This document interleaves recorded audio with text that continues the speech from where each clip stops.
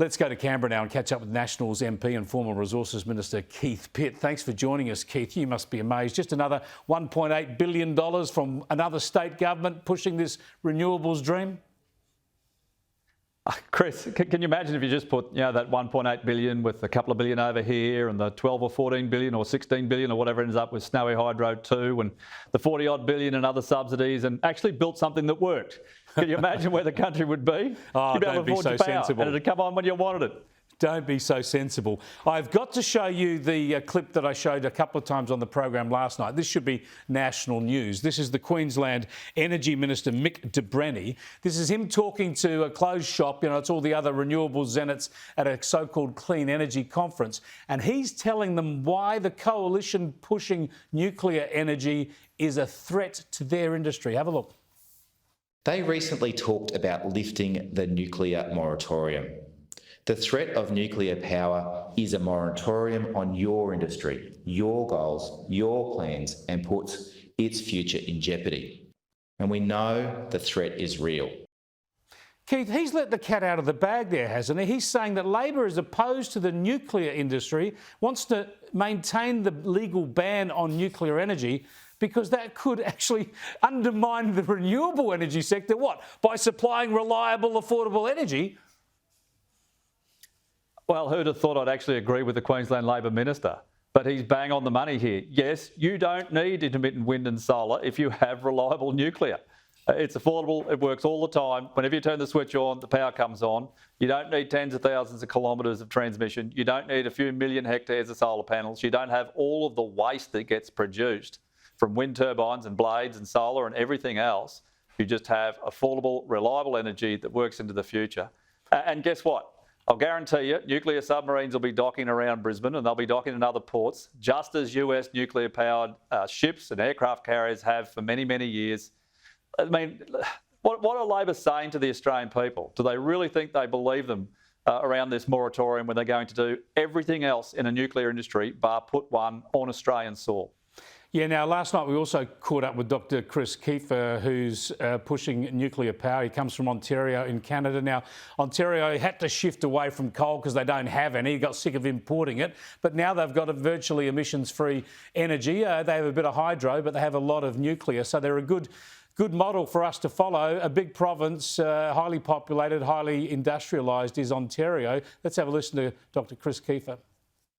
Well, I hate to rub it in, but our emissions are 1/10 those of Australia and Ontario, and our electricity is 1/2 the cost. As the grid in Australia continues to become more unreliable and more expensive, eventually that will lead to a search for other options. And I think if you want those to be low carbon ones, that's going to have to be nuclear.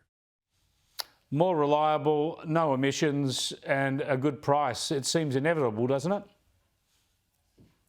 Well, there's a very famous can-do, Campbell Newman in Queensland, and that's what they actually call those nuclear reactors, the can-do model in Canada. And guess what? They work. And it's very, very clear that they're affordable and they provide much more affordable electricity.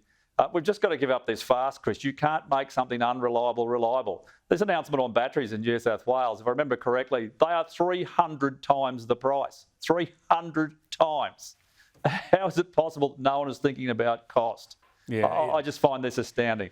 It amazes me every day. Keith, let me go on to another issue, the big political drama of the day, and that is the ongoing controversy over Qatar and Qantas and the Transport Minister struggling to really explain to us why she banned the extra flights from Qatar Airlines. Here's Catherine King having a crack at it today.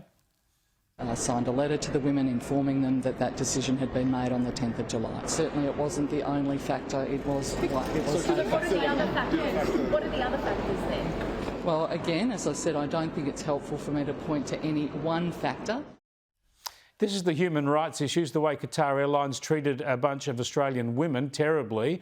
Now, she was very upset about that, understandably, told those women in a letter that there'd be no extra flights from Qatar Airlines before she told the Prime Minister. But now she's saying it's not the real reason. No one knows what the real reason is. She won't say whether she spoke to Alan Joyce. How are you going to get to the bottom of this? Well, that was a terrible situation for anyone that those women were put in. But I mean, Minister King had actually said in an interview that that wasn't the reason for the decision. Publicly, she's already stated it. Well, now she's changed her mind because there's pressure on what is the real reason for this decision. We've seen Labor ministers say things that, well, the national interest is not defined, so no one knows what that is. We've seen them say that they're trying to protect the national carrier, but that must be wrong.